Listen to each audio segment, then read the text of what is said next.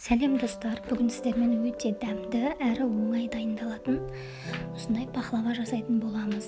Рецепті міндетті түрде описанияға жазып қалдыратын боламын. Жасап көріңіздер. Ең бірінші біз тестасын дайындап аламыз. Майды терканың үлкен көзінен өткізіп, осылай ұнмен бірге крошка жасап аламыз. Осылай 200 грамм майды өткізіп, жақсылап қамыр елейміз. Содан кейін үстіне бір қасық чайный ложка разрыхлитель, сосын 20-25% қаймақ, 3 жұмыртқаның сарысын салып қамыр елейміз.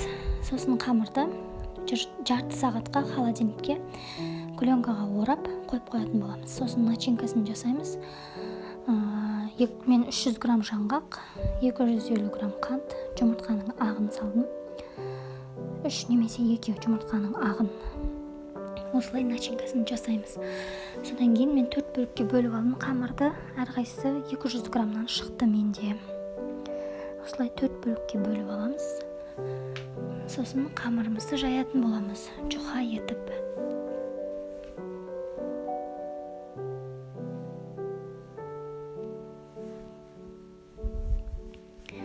Осылай жұқа етіп, дөңгелек немесе 4 бұрыш пішінде жаямыз. Табаға пергамент қағазын төсеп, осылай біркелкі етіп жайып аламыз.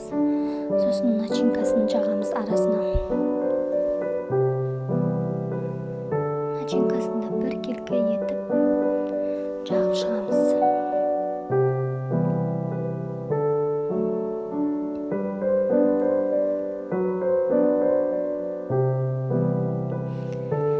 Қайтадан қамырдың бетіне жайып, сосын қайтадан жаңғақ. Осылай менде 4 қабатты болып шықты. Барлығын осылай жағып, кесіп, шеттерін бәрін әдемілеп тегістеп аламыз. Сосын пышақпен біркелкі етіп кесетін боламыз.